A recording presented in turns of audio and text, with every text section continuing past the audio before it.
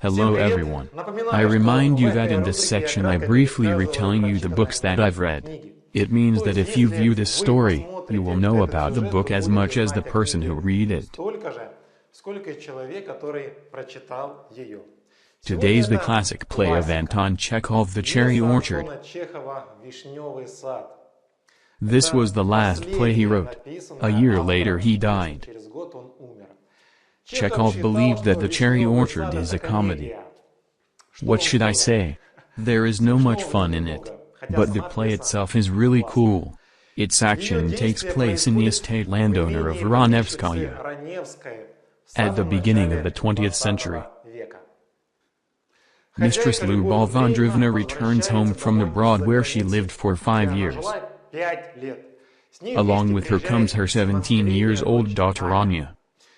The maid Dunyasha and the merchant Termilai Lopakin were very excited meeting them. Adopted daughter Varya, 24 years old, went to meet her mom and sister. Anya was in Paris for not a very long time.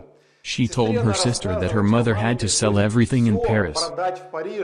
There was nothing left, and there was no money too, and that her mother does not understand the complexity of the situation.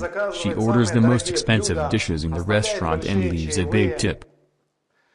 The merchant Lopakin is in love with Varya, the daughter of Lyubov Andreevna, and she also treats him with sympathy. That's just Lopakin does not ask her to marry him out, and itself it will not arise. Lopakin don't think about wedding cause he's a businessman, he earns money. Lyubov Andreevna once helped Lopakin, and the author didn't write how. Father and grandfather Lopakin were serfs at the time. It means that they were slaves of the grandfather and father of Lyubov Andreevna.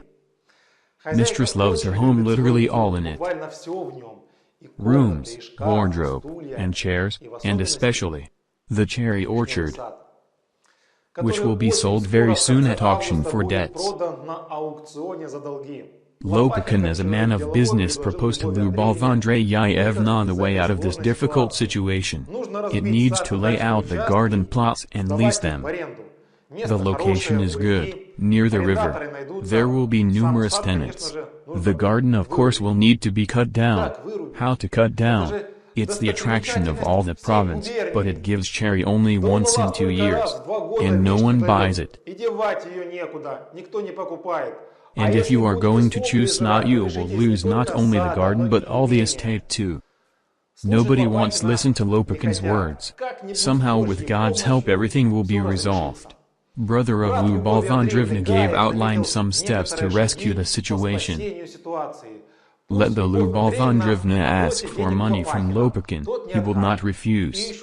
And she can also get the money from her aunt from Yaroslavl, the old countess.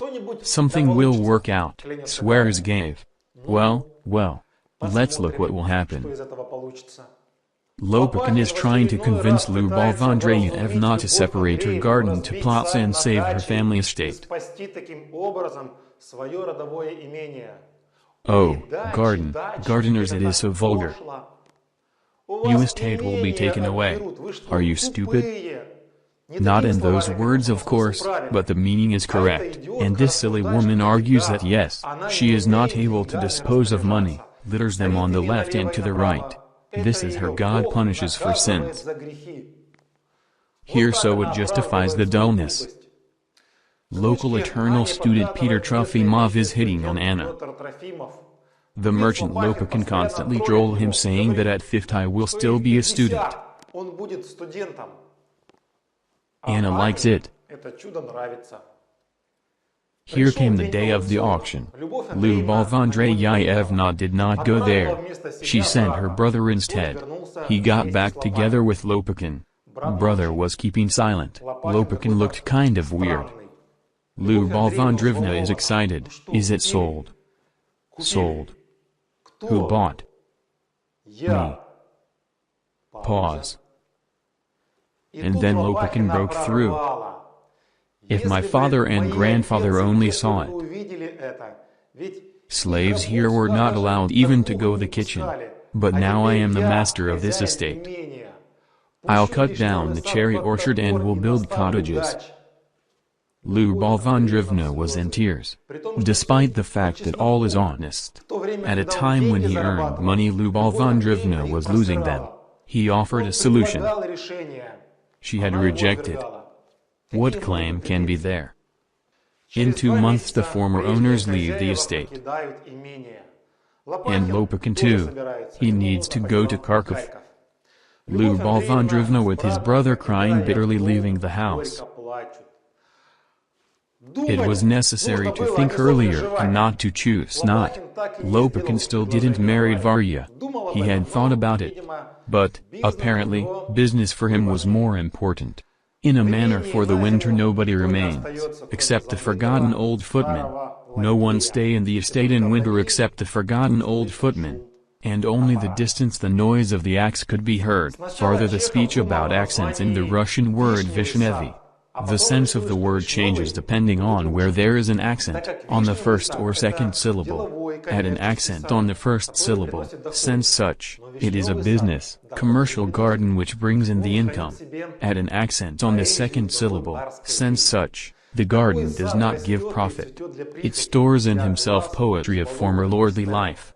Such garden grows and blossoms for a whim, for eyes of the spoiled aesthetes. It is a pity to destroy him.